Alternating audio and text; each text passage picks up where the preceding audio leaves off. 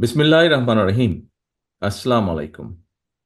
আজকের এই অনুষ্ঠানের সম্মানিত সভাপতি, অনুষ্ঠানে উপস্থিত গণতন্ত্রের পক্ষের প্রতিটি রাজনৈতিক দলের নেতৃবৃন্দ, বাংলাদেশ জাতীয়তাবাদী দল বিএনপির জাতীয় স্থায়ী কমিটির সম্মানিত সদস্যবৃন্দ, উপস্থিত honourable diplomats, civil society members and the media, thank you so much for being here with us today.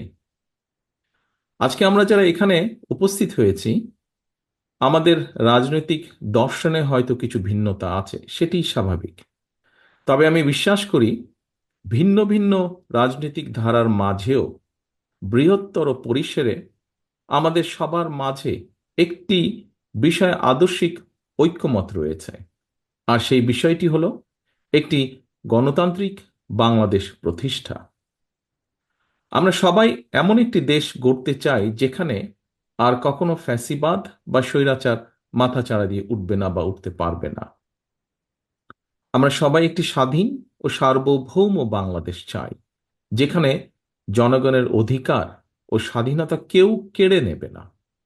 আমরা সবাই একটি নিরাপদ ও সুরক্ষিত বাংলাদেশ চাই, যেখানে গণ আকাঙ্ক্ষার প্রতিফলন ঘটবে। নির্বাচিত ও জবাবদিহিমূলক সরকার নিশ্চিত করবে জনগণের মালিকানা ও অংশীদারিত্ব। উপস্থিত সুধীবৃন্দ,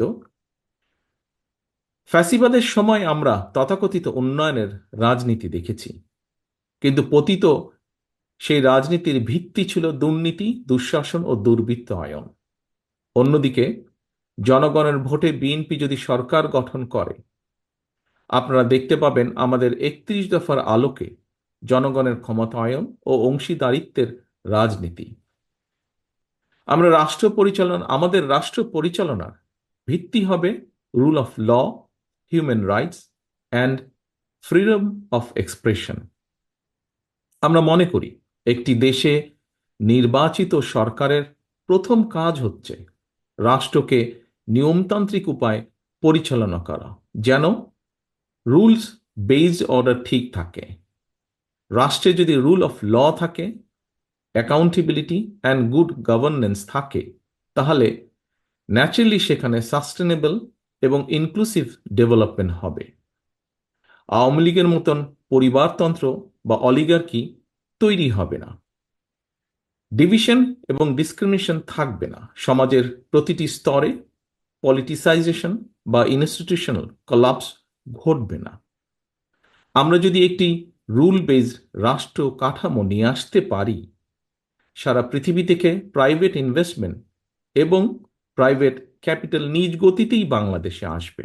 আমাদের পাবলিক সেক্টরের সাথে কাঁধে কাঁধ মিলিয়ে কাজ করবে, যা দেশের উন্নয়ন ও উৎপাদনে ভূমিকা রাখবে।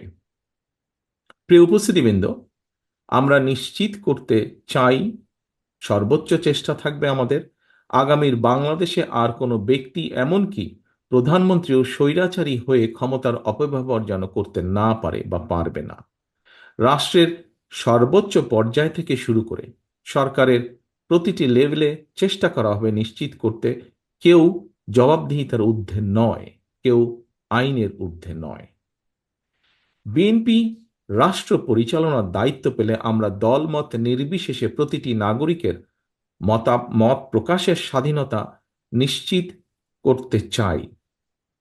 ঠিক যেভাবে আজ থেকে ২ দশক আগে বিএনপি সরকারের সময় বাংলাদেশে মিডিয়া নির্ভয়ে সরকারের সমালোচনা করতে পারত, কার্টুন আঁকতে পারত।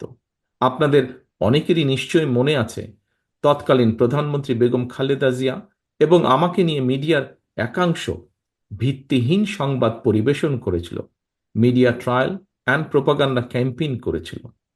কিন্তু আমরা তার প্রতিদানে কোনো মিডিয়ার কণ্ঠরোধ করিনি, কিংবা কাউকে হেনস্থা করার চেষ্টাও করিনি। আমরা চেষ্টা করিনি কোনো সম্পাদককে জেলে পাঠানোর। গত ১৬ বছরে আমার নিজের, আমার দলের এবং গণতন্ত্রের পক্ষে শক্তি তথা আপনাদের অনেকের freedom of speech, freedom of expression and freedom of association সম্পূর্ণভাবে হরণ করা হয়েছিল। সে উপলব্ধিকে ধারণ করে আমরা all citizens including human rights activist social influencers and জার্নালিস্টদের মতামত প্রকাশের স্বাধীনতা নিশ্চিত করার সর্বোচ্চ চেষ্টা করব ইনশাআল্লাহ। আমাদের লক্ষ্য এমন একটি রাষ্ট্র কাঠামো গড়ে তোলা যেখানে ইউটিউব, ফেসবুক এবং আদার অনলাইন প্ল্যাটফর্মে নিজেদের ভাবনা প্রকাশের কারণে কিংবা প্রধানমন্ত্রী সহ গুরুত্বপূর্ণ ব্যক্তিদের বিষয় মন্তব্যের দায়ে কাউকে যেন হেনস্থা করা না হয়। সত্য গোপন করতে main stream and social media যেন বাধ্য না থাকে, তেমনি মিথ্যা তথ্য দিয়ে সেটি প্রচারেও সরকার কাউকে চাপ দেবে না। তবে প্রিয় উপস্থিতবৃন্দ, দেশ গঠনের দায়িত্ব সবার এবং আমরা মিডিয়ার নিউট্রাল এবং অবজেক্টিভ রোল প্রত্যাশা করি।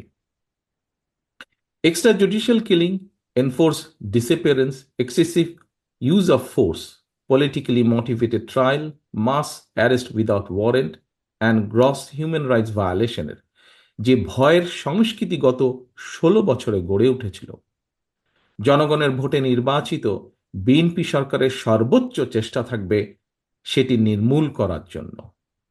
ইউনিভার্সাল ডিক্লারেশন অফ হিউম্যান রাইটসের অনুসারে আমরা নিশ্চিত করার চেষ্টা করব প্রতিটি নাগরিকের মানবিক ও মৌলিক স্বাধীনতা। উপস্থিত সম্মানিত সুধীবৃন্দ, ক্ষমতার পরিবর্তন মানে কেবল একটি দল থেকে অন্য দলের কাছে রাষ্ট্রের ক্ষমতা হস্তান্তর নয়, বরং ক্ষমতার পালাবদলে এমন একটি রাজনৈতিক সংস্কৃতির সূচনা হওয়া উচিত যেখানে সমাজের পরিবর্তিত অবস্থা ও জনগণের আকাঙ্ক্ষার